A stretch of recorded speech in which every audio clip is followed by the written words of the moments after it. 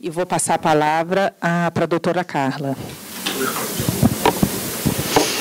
Boa tarde a todas, a todos. É um grande prazer para mim estar aqui novamente. Eu já o disse de manhã, quando fiz uma intervenção questionando o professor David Cassuto, digo novamente, e sobretudo agora realçando o agradecimento à organização desse evento. E permita-me, Rafael, que eu faça na sua pessoa. Muito obrigada por esse convite, para estar aqui, para partilhar reflexões, para partilhar conhecimento e para rever o Rio de Janeiro, que é sempre, enfim, algo de maravilhoso no nosso ano, no nosso tempo. Antes de passar para a minha fala, eu queria frisar que esse tema é um tema que tem merecido a minha atenção já há alguns anos. Eu fiz minha tese de doutoramento sobre risco tecnológico, sobre gestão do risco. É uma tese que tem uma versão impressa e tem uma versão digital, que é gratuita, e por isso ela circula na internet com uma versão digital que vocês podem consultar. Ela tem um nome um pouco grande, algo germânico, de resto os trabalhos mais profundos sobre o princípio da precaução vêm da Alemanha, ao contrário do que se possa pensar, esse é um alegado princípio, sobre o qual eu tenho muitas reservas, mas é uma ideia, uma lógica que vem da Lei das Emissões Germânica de 1972, e depois de lá ela acabou se espalhando pelo direito internacional, embora essa vertente seja menos conhecida. Eu vou tentar sumariar essa história aqui, mas, como eu dizia, eu tenho uma tese em 2007 que trata sobre esse assunto, e depois revisitei várias vezes, coordenei 2 livros, um sobre riscos tecnológicos e um sobre desastres naturais. E depois tive o privilégio de ter uma turma de seminário que está aqui representada por 2 ex-alunos, mas sempre alunos, a doutora Nathalie Giordano e o doutor André Dickstein, que contribuíram para um livro digital, como outros colegas, que também está disponível na internet, com os seus relatórios, precisamente sobre riscos tecnológicos. Esse relatório está publicado na página do Instituto ao qual eu estou ligada, na Faculdade de Direito da Universidade de Lisboa, que é o Instituto de Ciências Jurídico-Políticas, ICJP. Se vocês quiserem visitar a nossa página, nós temos uma página bastante bem organizada, que tem publicações. Dentro das publicações, vocês vejam publicações digitais, e desde 2008, que eu venho organizando na Faculdade de Direito palestras anuais sobre direito ambiental, e eu persigo ferozmente os oradores para que me entreguem as suas comunicações, as suas falas. Então, praticamente todos os colóquios têm atas publicadas e disponíveis nessa página, gratuitamente, à distância de um clique, e para o nosso auditório aqui, importante porque é em língua portuguesa. Então, se quiserem fazer uma visita às nossas publicações digitais, eu ficarei muito feliz. Esse é o meu momento de marketing, sendo certo que, naturalmente, não ganho nada com isso, mas, pelo contrário, tenho muitas inimizades na faculdade, penso que inimizades boas, porque realmente persigo as pessoas implacavelmente e chego a me zangar com elas quando elas não me entregam os textos no prazo certo.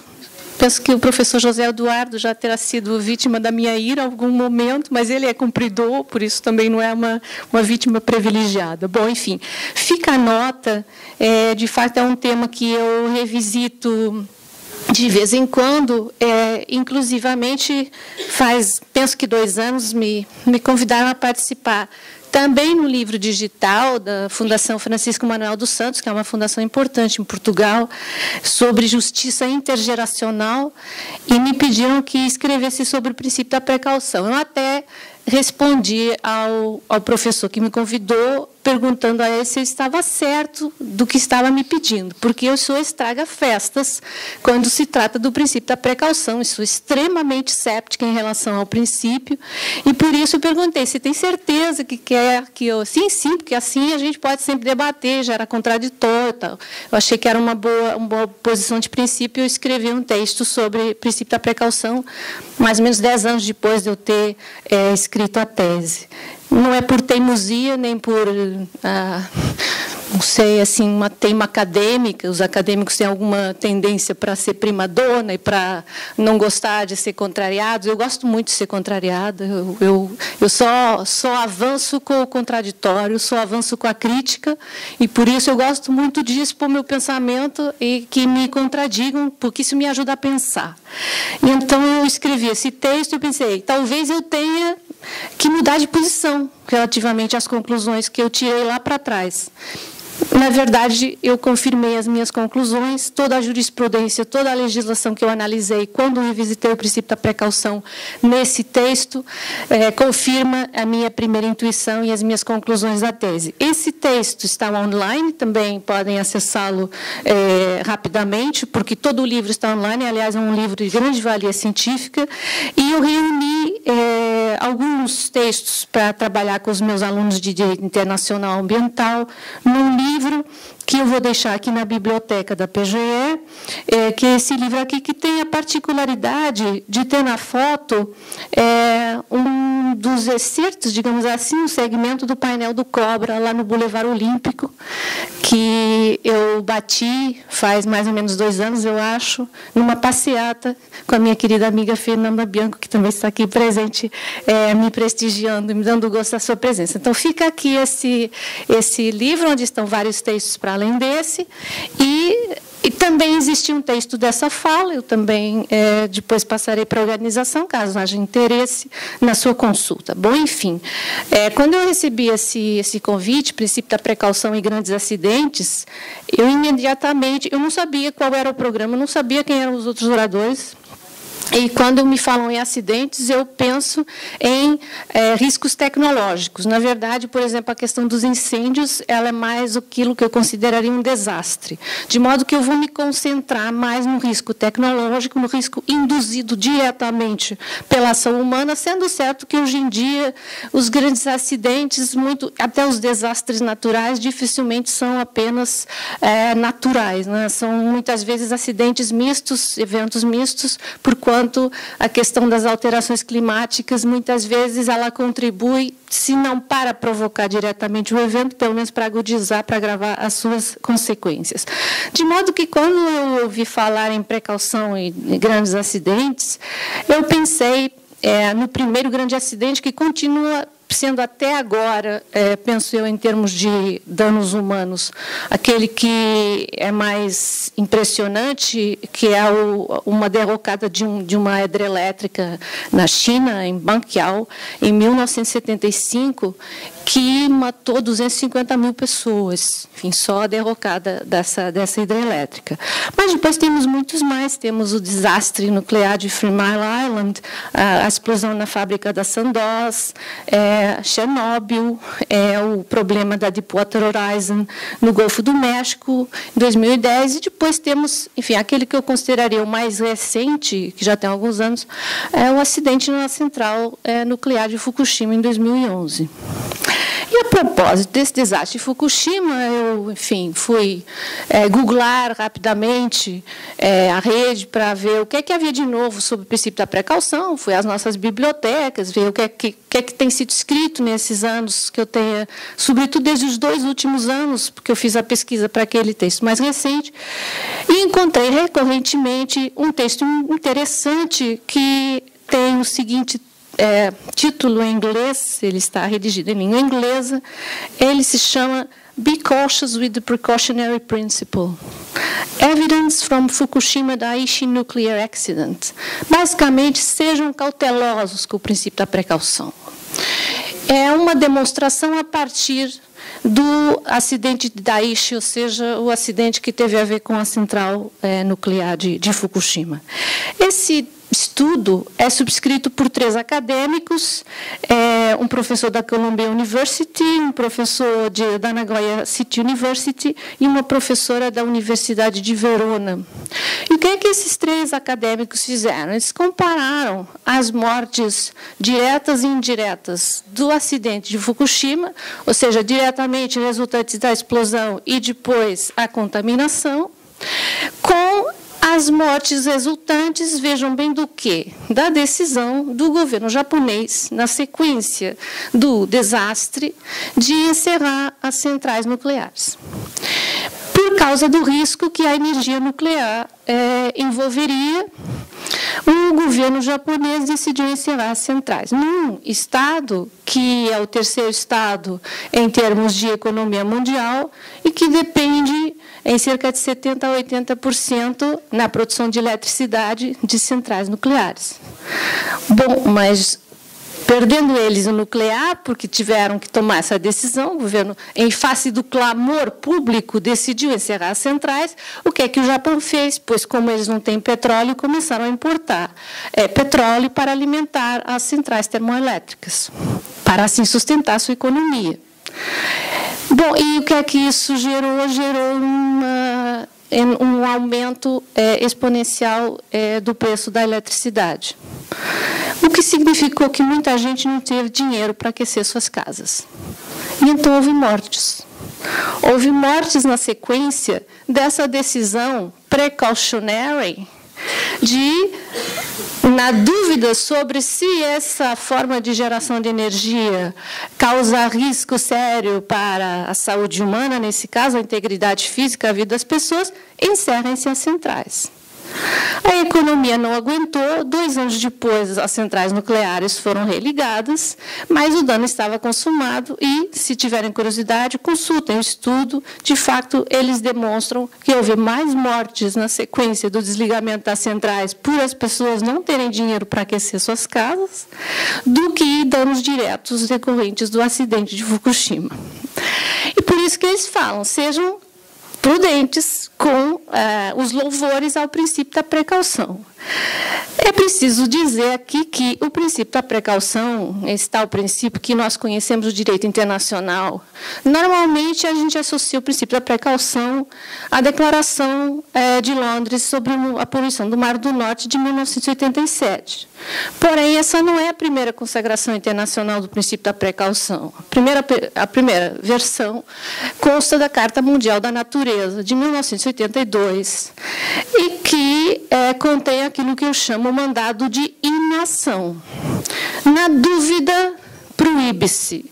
Na dúvida sobre se a introdução de uma atividade de um produto no ambiente, na sociedade, no comércio em geral, causa um risco sério para a saúde ou para o ambiente, ela deve ser proibida. Essa primeira versão do mandado de inação rapidamente foi compreendida como irrealista. Todos aqui conhecem as teses do sociólogo Ulrich Beck sobre a sociedade de risco, que é essa sociedade em que nós vivemos. Nenhum produto, nenhuma atividade que nós hoje consideramos inócua pode ser para todo sempre. Aquilo que hoje é completamente inócuo pode ser um risco letal daqui a 2 meses ou 2 anos. Por isso, não é possível atestar a completa inocuidade. O risco zero é algo que não existe. Ou seja, há sempre dúvida sobre se um determinado produto pode, algum dia, causar risco sério para a saúde e para o ambiente. Essa leitura de inação não era realista. E, por isso, a seguinte consagração, na tal Declaração de Londres do Mar do Norte, já vem inverter a tendência. Já não é proíbe-se, já é autoriza-se mais. E o que se diz na Declaração do Mar do Norte é que, havendo poluição, havendo risco da introdução de substâncias perigosas no mar, os Estados devem tomar todas as medidas dentro da melhor informação disponível e no contexto da melhor tecnologia disponível para mitigar os efeitos dessa poluição. Mas a ideia é autorizar a atividade. Daqui já não resulta um mandado de inação, já não é uma proibição, mas já é um mandado de ação. Uma dúvida séria sobre se uma determinada atividade ou produto causa um risco para o ambiente ou para a saúde, não deve impedir a tomada de medidas no sentido de, ainda que introduzindo essa substância, esse produto, essa atividade, esse risco seja mitigado tanto quanto possível. Então, vejam, de uma versão totalmente negativa, a gente passa para uma versão já positiva, mas, como se diz na declaração, com recurso à Best Available Technology. Não foi essa versão de 87 que, digamos, ganhou protagonismo mundial. Aquela que ganhou protagonismo mundial foi adotada aqui nessa cidade, em 1992, na Declaração do Rio de Janeiro, que encerrou a cúpula mundial, que aqui ocorreu a primeira, né, porque depois teve uma 20 anos depois, cujo princípio 15 vem estabelecer um precautionary approach. E isso, na terminologia do direito internacional, é importantíssimo que a declaração fale approach e não principle. Em outras situações, a declaração se fala em princípio, mas ali se fala em aproximação, em abordagem. Isso quer dizer o quê? Quer dizer que os Estados não chegaram a acordo sobre um sentido unívoco para o princípio da precaução. Então, eles não quiseram chamar de princípio, quiseram chamar-lhe uma aproximação, uma abordagem, uma lógica.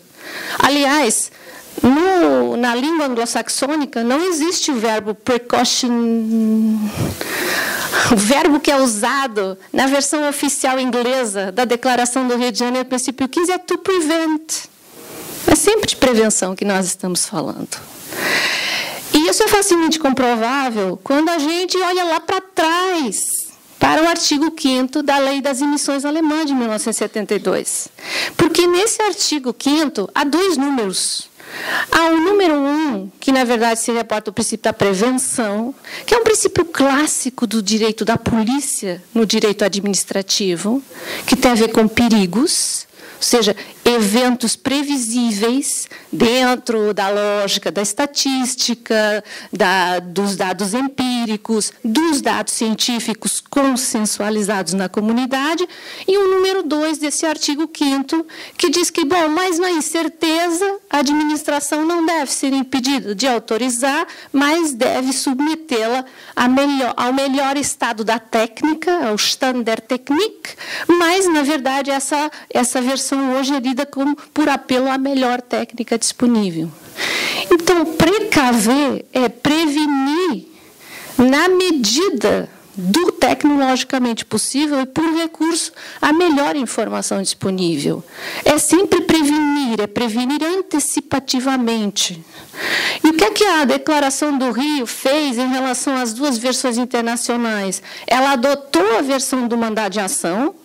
Simplesmente ela introduziu um dado que é muito importante para a compreensão do princípio, alegado princípio, que foi uma avaliação custo-benefício. O operador ele não vai ser obrigado a tomar todas as medidas possíveis e imaginárias para prevenir qualquer risco teórico hipotético. Não, ele vai ter que tomar as medidas possíveis, viáveis, de acordo com o standard, o melhor standard relativo àquela atividade econômica, dentro da reserva da técnica. Mas há aqui uma ponderação de interesses entre aquilo que se ganha com a introdução do produto, aquilo que se pode perder com os riscos associados, que deve ser feito, e que é fundamentalmente isso que significa a lógica da precaução. Agora, vejam, olhando para a coisa assim, a precaução ela acaba por sendo uma lógica de ponderação de interesses. O que significa que, na verdade, é difícil fazer da precaução um princípio substantivo. Ele não é um critério de decisão que manda sempre optar pela saúde, manda sempre optar pelo ambiente. Ele, na verdade, é uma metodologia de antecipação da gestão do risco, mas ele não deve ser entendido como um critério substancial. Por quê? Porque isso significaria preterir sempre determinados interesses públicos e privados em favor de ou a proteção ambiental, ou a proteção da saúde pública, ou ambos. Mas um decisor político não pode ter esse critério à partida. Ele vai ter que fazer uma ponderação remuneração de acordo com uma série de situações que podem estar sendo vividas naquela comunidade e que tem muito que ver com as circunstâncias históricas de cada comunidade. Essa é uma conclusão a que chegou um grupo de estudo francês, que tem uma obra muito interessante sobre o princípio da precaução, que eu tive a oportunidade de consultar. E nessa obra se confirma essa ideia que a precaução é uma metodologia e não propriamente um critério de decisão formado a priori.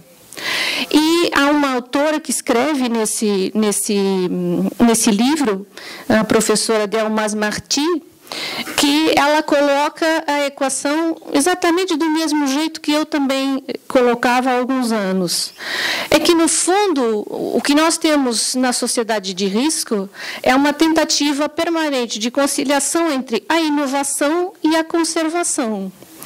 E a ideia de precaução, de prevenção antecipativa, ela, na verdade, funciona como uma reguladora desses dois espíritos, uma maior certeza de conservação, uma maior ânsia de progresso na inovação, e é sempre uma ideia dinâmica. Nós estamos constantemente revendo as decisões alegadamente precaucionistas. Veja o que está acontecendo com essa crise do coronavírus. Os governos estão revendo a informação e as medidas hora a hora, muito também de acordo com as orientações da Organização Mundial de Saúde. Portanto, a questão da gestão do risco, a questão da precaução, tem a ver fundamentalmente com a gestão da incerteza, a qual não deve ser dada digamos, uma orientação à partida que tenha uma tendência num ou no outro sentido, mas deve ser analisada dentro de um determinado contexto. E fundamentalmente, a decisão sobre o risco, ela é uma decisão que deve ser repartida entre o legislador democraticamente legitimado e o administrador que vai implementar as diretrizes traçadas pelo legislador democraticamente legitimado. O que eu quero dizer com isso? É que, em primeiro lugar, quem escolhe se um risco é tolerável ou intolerável é o legislador. Não é a administração e muito menos são os tribunais. Depois de passar desse limiar, é ou não é tolerável? Se é tolerável, então ele vai ser tolerável, mas ele deve ser gerido. Gerido de acordo com a tal regra de medidas antecipativas por recurso à melhor tecnologia disponível e à melhor informação que exista no seio da comunidade científica, que é uma comunidade de grande incerteza. Aliás, se fala muito nesse estudo francês de um direito da incerteza associado a essa lógica da precaução, porque, de fato, os tempos da ciência certa não existem mais, e nós estamos sempre mergulhados em inquietações que têm que ver com grupos que pensam de um jeito, grupos que pensam do outro, reputados especialistas, grandes universidades, mas que têm posicionamentos diferentes. Eventualmente, uns são válidos como outros, mas o decisor político vai ter que tomar uma opção. E se o risco for considerado tolerável, em última análise, quem vai saber qual que é a melhor forma de gerir é o executivo, para o qual essa tarefa tem que ser transferida, porque é uma tarefa dinâmica que o legislador não consegue acompanhar. Em última análise, essa questão, que é muito analisada pelos doutrinadores ambientais, certamente muito bem, mas essa questão é uma questão de direito constitucional e direito administrativo. Isso muitas vezes é importado do direito internacional, pelo qual eu tenho o maior respeito, evidentemente, mas esse é um problema que se prende com reserva de lei, determinabilidade da lei e princípio democrático. Quem é que escolhe que riscos são toleráveis ou intoleráveis? É o decisor político, não é o administrador. Eventualmente poderá ser o administrador numa situação que eu vou reportar daqui a pouco, mas também não quero pôr em risco o lançamento do livro do Rafael, e por isso vou tentar ser sintética agora a partir daqui. Na verdade, aquilo que eu estou dizendo, que pode até causar alguma surpresa, inquietação, até irritação em alguns dos presentes, porque esse princípio da precaução, enfim, é um princípio muito louvado pela jurisprudência, pela doutrina, todo mundo pensa que é um princípio muito importante. Enfim, se mexe com determinabilidade da lei, mexe com a liberdade. E se mexe com a liberdade, mexe com todos nós. Para mim, a liberdade é um princípio fundamental da nossa vida. Nesse momento, em Portugal, nós estamos tendo uma questão constitucional sobre pode o governo obrigar alguém em relação ao qual não tem certeza sobre ele estar contaminado com o coronavírus ou não a ficar em casa em isolamento? Isso é legítimo do ponto de vista da salvaguarda da liberdade, que é um valor constitucionalmente protegido? É que, vejam bem, uma coisa é alguém que já fez o teste que está contaminado. Outra coisa é alguém que falou com esse alguém e que esteve até a uma distância de segurança, ou nem beijou ele, nem nada. E ele vai ter que ficar em casa durante 14 dias para saber se tem ou não também o mesmo tipo de contaminação. Não existe na nossa lei ordinária nenhuma norma que habilite o governo a tomar essa medida. E, de fato, há uma divisão entre os constitucionalistas sobre essa questão. Diria eu, não havendo essa lei, o estado de necessidade, a figura do estado de necessidade, sempre permitiria o internamento compulsivo de alguém que já tem o vírus, comprovadamente, mesmo que isso não decorra diretamente do ordenamento. Agora, aquele sobre o qual incide uma mera suspeita de que, por ter estado com outro sujeito, deve ser confinado até se ter a certeza, durante 14 dias, sem poder falar com ninguém, não poder ir à rua, não poder circular. Será isso legítimo em nome do princípio da precaução? Na dúvida, isola-se. E eu recordo que aquele rapaz brasileiro que foi alvejado no metrô de Londres há uns anos, na sequência dos atentados no metrô de Londres, 2 ou 3 dias depois, porque saltou uma cancela e porque tinha uma mochila. O que é que justificou o alvejamento? Na dúvida, é terrorista. Na dúvida, mata-se. Então, vejam onde é que o princípio da precaução nos pode levar. Sobretudo se nós não estamos perante governos totalmente respeitadores dos direitos e das liberdades individuais. Todos os Patriot Acts dessa vida, que foram aprovados depois do 11 de setembro, têm na base o princípio da precaução. E vejam Guantánamo. Vejam o que é que isso gerou na nossa privacidade e na nossa reserva de intimidade. Esse é um princípio ao qual é preciso, ou relação ao qual é preciso realmente ser prudente. Be cautious with the precautionary principle. Eu acho que essa advertência é uma advertência interessante. Bom, eu tenho aqui uma série de pautas internacionais decorrentes de pelo menos 3 instrumentos internacionais que concretizam essa lógica da precaução como metodologia, nunca como critério. Aproveito para referir aqui que nenhum tribunal internacional até hoje considerou o princípio da precaução como um princípio geral de direito internacional. E a Corte Internacional de Justiça já teve a oportunidade de fazer, nunca o fez.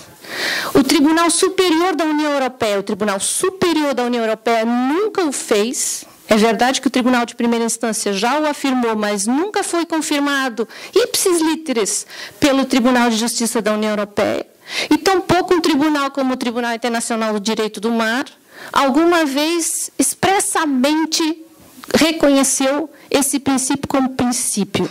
Basicamente, os tribunais internacionais lidam com a ideia de prevenção, não lidam com a ideia de precaução, não querem instalar a dúvida nas relações internacionais, porque a questão da dúvida é uma questão interessante. É dúvida, mas o que é a dúvida? Como caracterizar a dúvida? Que grau de dúvida? Que métodos utilizar para caracterizar a dúvida? Nunca ninguém esclareceu isso.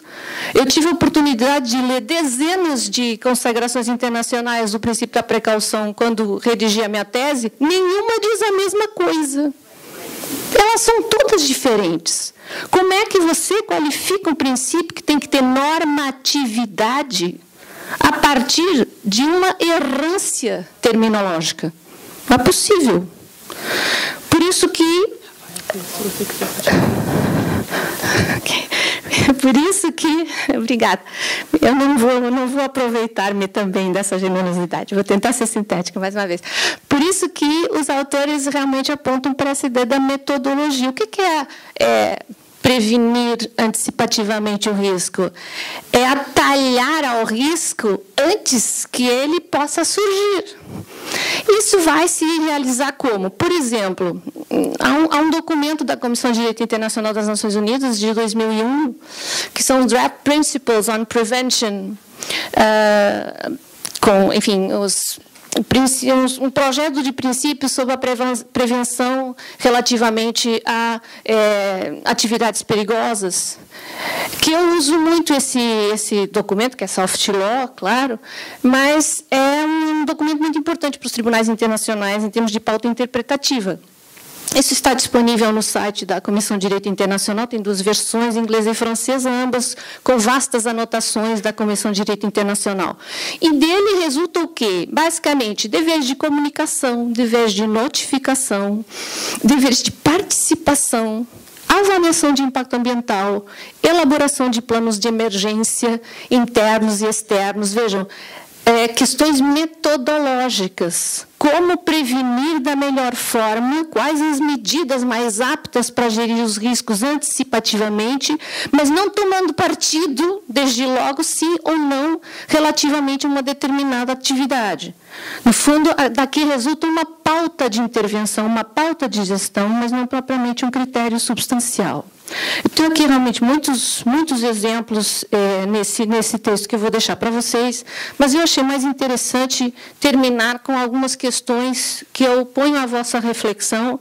Enfim, proponho respostas, mas também posso perfeitamente mudar de posição. E, enfim, voltando a frisar que a decisão sobre se o risco é tolerável ou intolerável, em regra, deve ser tomada pelo legislador. E que a gestão do risco, dinâmica, antecipativa, deve ser elaborada pela administração com base numa norma habilitativa suficientemente densa, mas também suficientemente flexível para garantir que essa gestão realmente é adequada. E deixo as seguintes questões. Será que um tribunal pode anular uma decisão autorizativa? E falando aqui de um tema bem caro ao meu colega, professor José Eduardo Figueiredo Dias, será que o tribunal pode anular uma decisão autorizativa a pedido de um autor, naturalmente, por considerar que o risco é intolerável? Eu lembro aqui a decisão seminal sobre essa matéria, uma decisão do Tribunal Constitucional Alemão de 1978, a decisão Kalkar, que é uma decisão sobre a construção de um segundo reator de uma central nuclear existente, em que ao tribunal foi solicitado que não permitisse a instalação desse segundo reator. Foi uma Verfassungsbeschwerde, um recurso de amparo, em que se tentou travar. Mas a verdade é que a lei atômica, a Atomgesetz alemã, permitia essa autorização por recurso à melhor técnica disponível. E o Tribunal Constitucional, entre outras coisas, fez uma afirmação muito interessante que eu sempre utilizo nessa citação, que é: os tribunais não são censores da civilização. Se a energia nuclear é ou não um risco admissível, é o legislador que cabe. Se o legislador quiser que revogue a lei, e, a partir daí, deixa de ser possível autorizar mais centrais nucleares. Enquanto a lei estiver em vigor, pois ela deve ser aplicada, sendo o risco gerido por recurso à melhor técnica disponível. E, portanto, a ideia de que podem os tribunais inviabilizar uma determinada decisão autorizativa recorrendo à ideia de risco intolerável, para mim, a resposta é efetivamente não, recorrendo a essa jurisprudência, que, apesar de ser de 78, pela minha parte, continua a ser atual. Mas até onde, e essa é a segunda questão, é que pode ir um tribunal no controle de uma decisão autorizativa de uma atividade que envolve risco, da qual podem surgir acidentes com maiores ou menores consequências? Bom, aqui há 2 teorias que elas têm nomes diferentes, claro, os sistemas são diferentes, mas eu julgo que elas acabam se encontrando mais ou menos ao meio caminho. Eu tive a oportunidade de estudá-las na minha tese de doutoramento, e há uma ideia de controle de plausibilidade, que é utilizada pela doutrina alemã, e, por outro lado, é utilizada uma versão de erro manifesto de apreciação ou controle de proporcionalidade na jurisprudência francesa. Basicamente, o que daqui decorre é: o tribunal ele pode controlar os aspectos formais formais, metodológicos, procedimentais.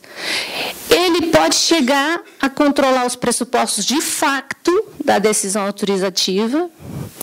E ele pode chegar até a controlar a adequação das medidas propostas pela administração em função dos riscos que ela consegue conhecer, mas o tribunal não pode se substituir à administração na sua escolha. E, portanto, fazer isso seria dupla administração. Seria violação do princípio da separação de poderes. Eu bem sei que dizer isso aqui no Brasil é diferente do que dizê-lo no outro lado do oceano. Porque aqui existe um ativismo judiciário muito intenso. Eu não vou nem me pronunciar se é bom ou se é mal. É assim. Isso não acontece na Europa. E, por isso, há uma contenção muito grande dos tribunais europeus quando a gente entra na revisão do miolo, do âmago da decisão administrativa. Então, é possível controlar se as medidas preventivas precautórias são ou não são suficientes? É possível controlar como se chegou lá. Que pareceres se leram? Que opiniões se confrontaram? Que metodologias foram utilizadas? Se a fundamentação é suficiente? Se as partes foram ouvidas? Contraditório? Por aí adiante.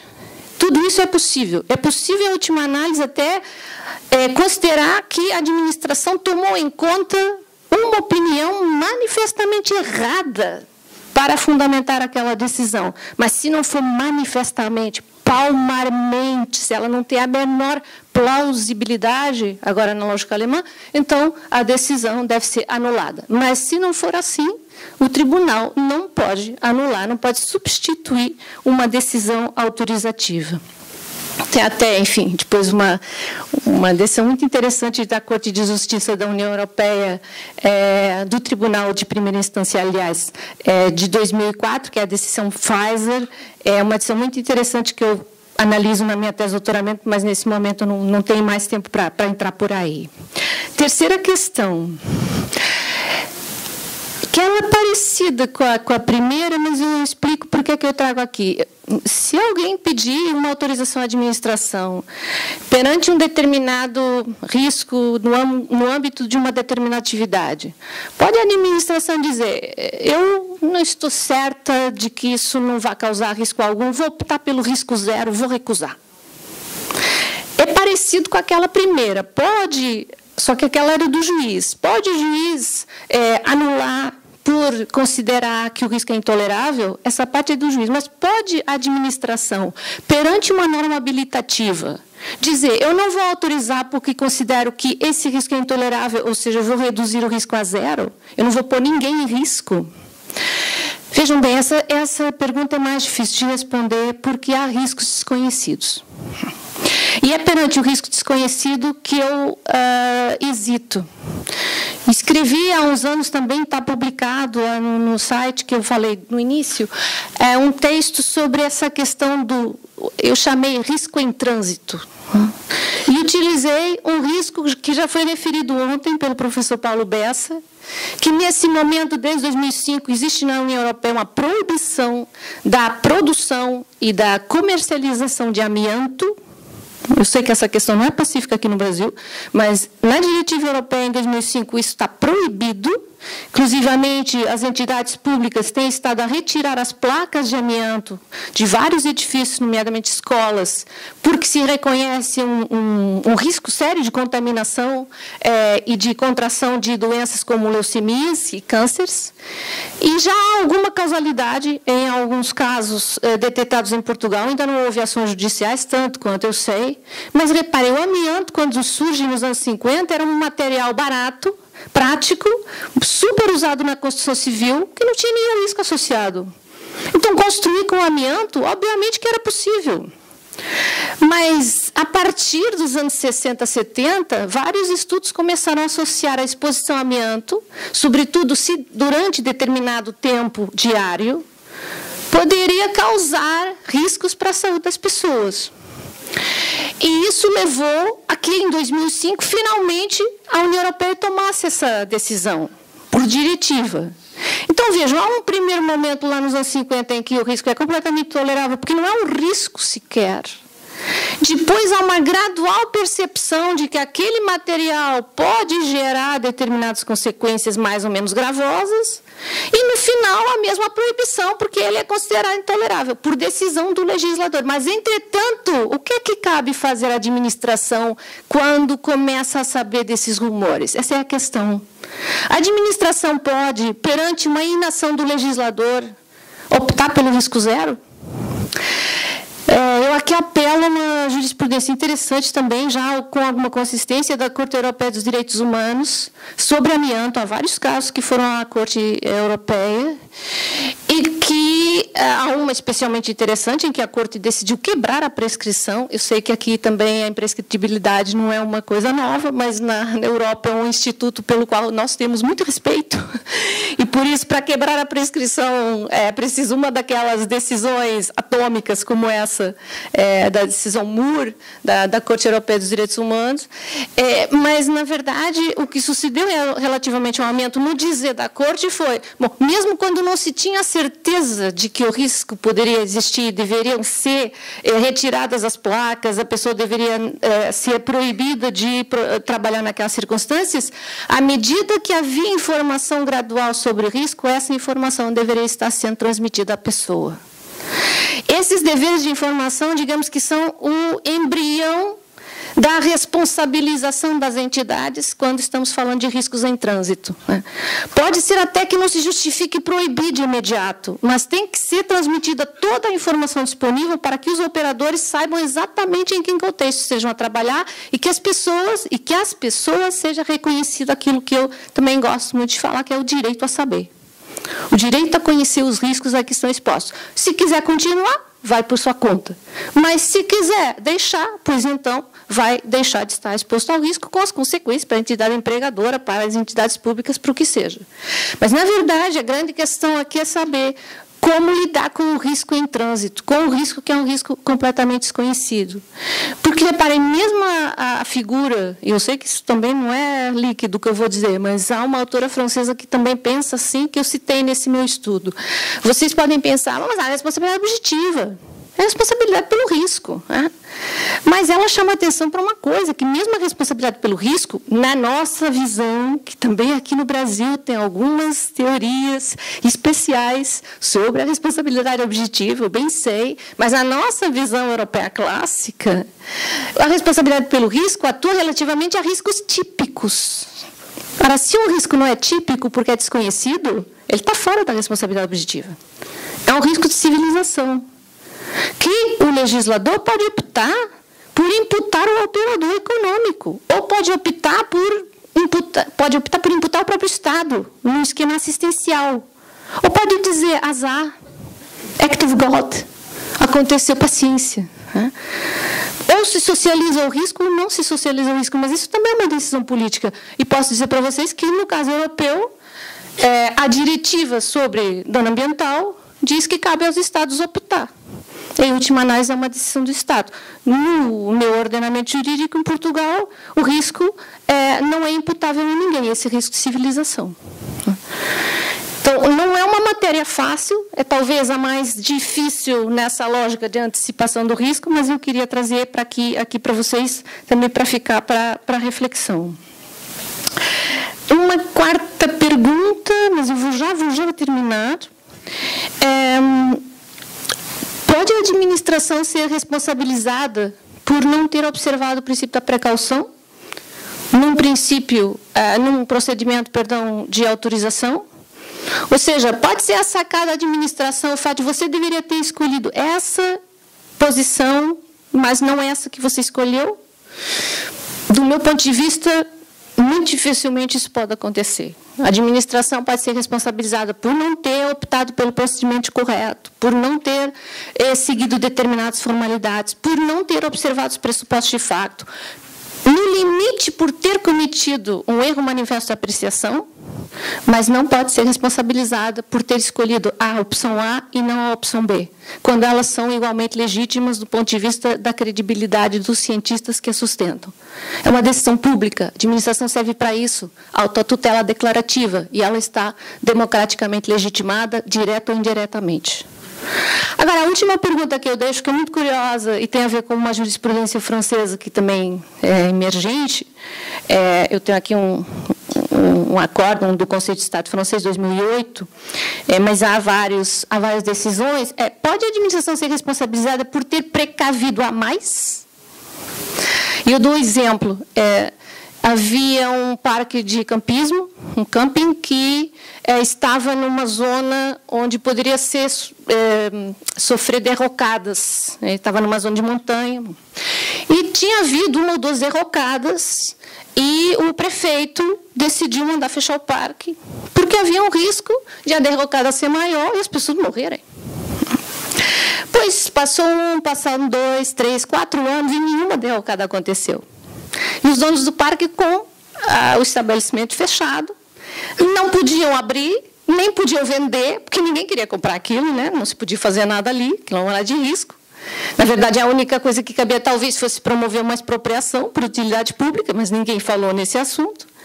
E eles decidiram responsabilizar a prefeitura por ter tomado uma decisão que lesava gravemente a sua esfera jurídica, aparentemente sem nenhuma base, caracterizando a ilicitude da prognose realizada pelo prefeito. Ele fez uma perspectiva baseada em determinados fatos, mas esses fatos veio se a verificar que não são verdadeiros, não são legítimos, nenhuma derrocada aconteceu. Aqui o que se fez foi to err on the side of caution. Se nós errarmos, a gente vai errar, mas a favor da precaução, a favor da vida, a favor da integridade física das pessoas. Será que isso foi uma decisão ilícita? E o Conselho de Estado fez um raciocínio muito interessante. Ele falou, a administração agiu na incerteza, mas querendo salvaguardar bens de valor superior. Então, na verdade, não se consegue caracterizar uma ilicitude. Não houve um déficit de ponderação de circunstâncias de risco, porque havia realmente indícios de que o risco poderia ocorrer, não havia certezas. Do outro lado, estava um bem jurídico muito elevado, a vida humana. Então, não se pode dizer que haja ilicitude. A decisão foi ilícita. Porém, aí entra o instituto, que você também conhece aqui no direito administrativo do Brasil, que é a compensação por facto lícito. Que a compensação por facto lícito, ela só ocorre se o dano for especial e anormal. Não ocorre do mesmo jeito que na responsabilidade por facto ilícito. Então, o que o tribunal entendeu? Que o camping poderia ser indenizado por ter sofrido um ônus especial na sua esfera jurídica, se conseguisse demonstrar a especialidade e a normalidade do dano. E isso realmente foi provado, e eles conseguiram uma compensação. Então, são essas 5 questões que eu gostaria de deixar para vocês. Enfim, engoli muito da minha apresentação, mas eu prometo disponibilizar o texto para quem estiver interessado. Muito obrigada pela vossa atenção. Desculpem pelo tempo que ela demorou. Desculpe, Rafael. E fico à disposição aqui ou por e-mail para responder a qualquer questão que queiram me colocar. Muito obrigada.